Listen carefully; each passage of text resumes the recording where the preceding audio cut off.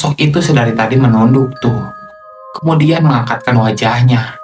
Dari rambutnya yang berantakan, terlihat lidahnya yang menjulur panjang dan matanya pun merah tuh. Nek Nut pun sadar kalau itu sosok hantu Marni tuh. What's up everybody, jumpa lagi bareng gue Randy di sini di channel horor kesayangan kita, Horor Area. Ini tepatnya horor. Gimana nih kabarnya kalian semua? Semoga baik-baik saja ya, dan selalu dalam lindungannya. Amin. Kali ini gue akan bawain sebuah cerita horor yang cukup serem, berjudul Hantu Marni karya Paimoto. Gimana keseruannya? Gimana cerita lengkapnya? Tanpa banyak bacot lagi, yuk kita sikat sama-sama di sini ceritanya di Horor Area.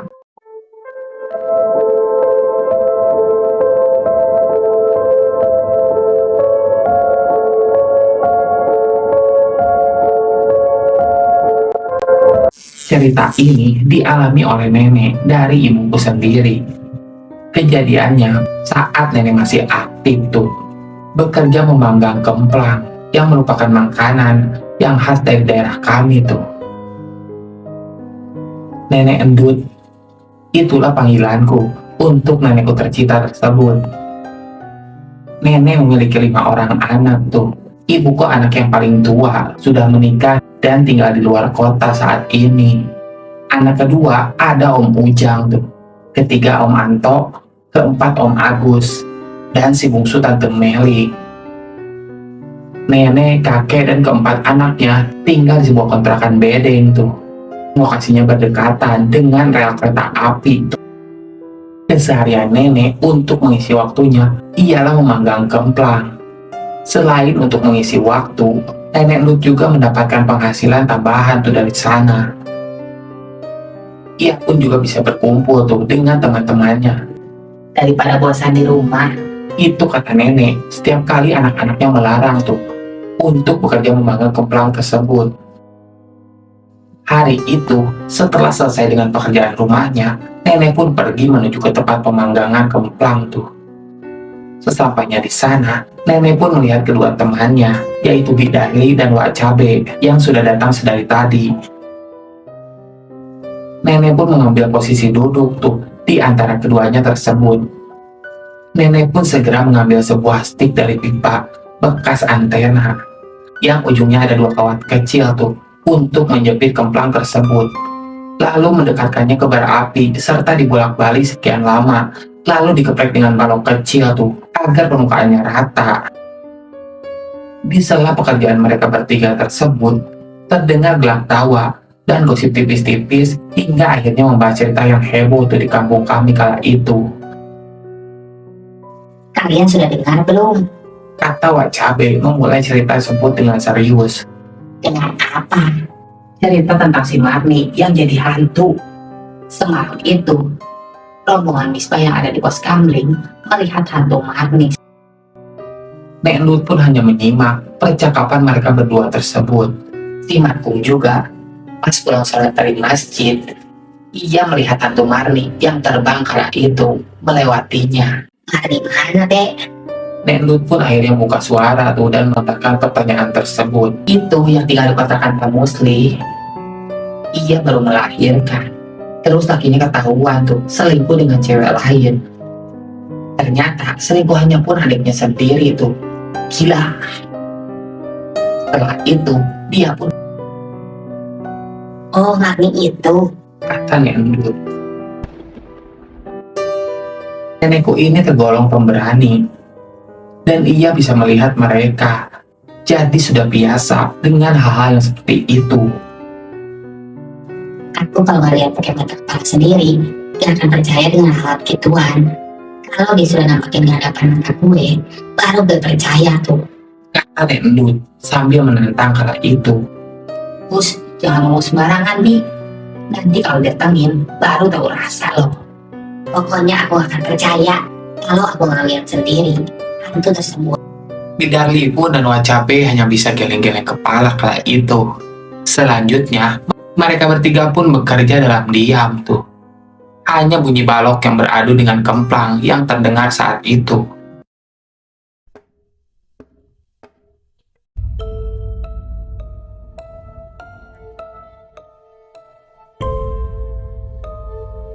Tibalah waktunya sore, waktunya untuk nenek pulang tuh. Setelah mandi, makan, dan sholat maghrib, dilanjutkan menonton TV, lalu dilanjutkan sholat isya. Nah, selepas isya, nenek Pu dan anak-anak tuh udah mengatur posisi untuk tidur kala itu. Karena kontrakan tersebut hanya terdiri dari 3 ruangan tuh, yaitu ruang tamu, kamar tidur, dan dapur.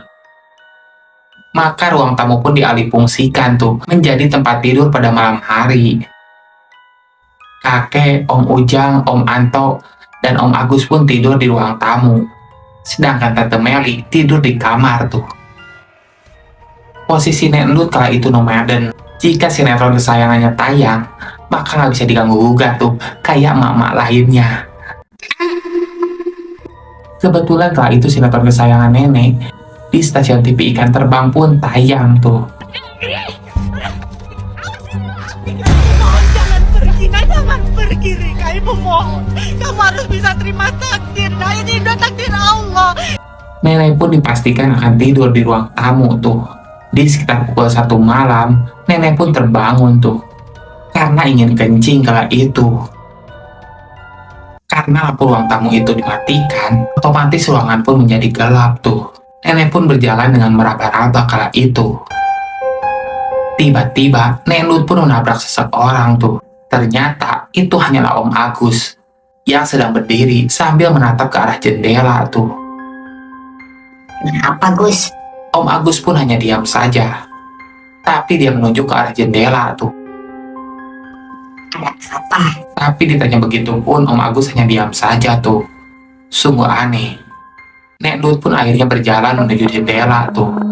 Membuka gorden sehingga cahaya dari lampu teras menyorot ke arah sana tuh.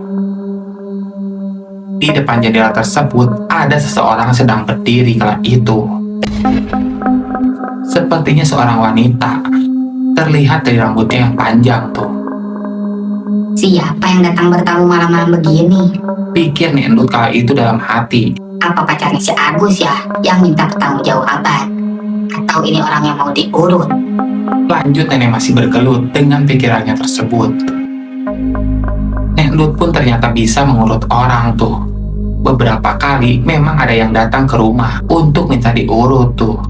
Tapi kalau memang manusia, kenapa tidak terdengar suara bunyi langkah kakinya saat berjalan di teras?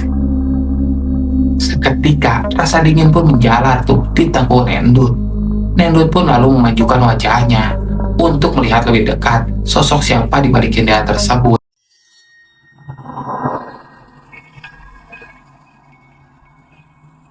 Andai kaca nako tersebut dibuka, maka wajah Nek Endut pun akan menempel tuh pada wajah sosok tersebut.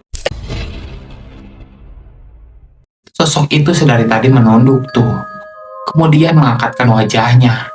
Dari rambutnya yang berantakan, terlihat lidahnya yang menjulur panjang dan matanya pun merah tuh.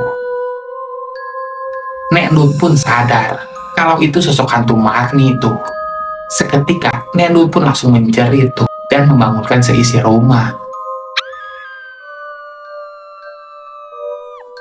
Astagfirullah, pergi kamu. Usir Nek Endut kepada sosok Korin Marni tersebut. Sosok itu pun lalu terbang menuju pohon sukun tuh yang berada di depan gerbang masuk bedeng tersebut. Sambil terbang, sosok itu pun tawa melengking.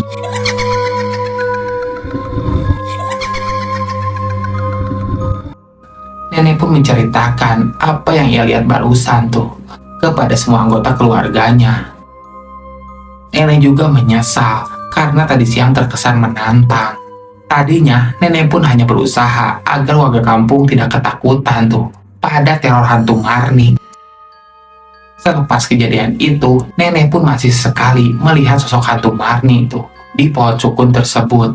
Bahkan tetangga sebelah pun yang berjualan di pasar pernah diganggu saat akan berjualan ke pasar tersebut di waktu fajar. Hingga akhirnya, lama-kelamaan teror hantu Marni pun hilang dengan sendirinya tuh. Dan barulah nenek pun menceritakan hal tersebut kepada kedua temannya, yaitu Bidarli dan Wacabe itu.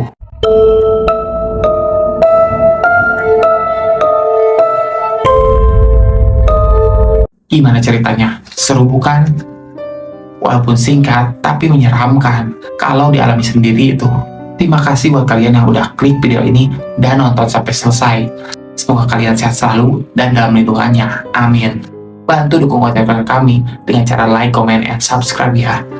Dan jangan lupa nyalakan lonceng icon agar kalian mengetahui konten-konten terbaru yang kami update. Dan buat kalian yang punya cerita horor ingin dibacakan di sini di horror area, silakan aja. Kirim cerita kalian ke DM Instagram kami di bawah ini. Ya, kami tunggu ceritanya ya. Terima kasih. Sekian horor area kali ini. Semoga Anda terhibur. Gue Randy di sini pamit undur diri. Bye.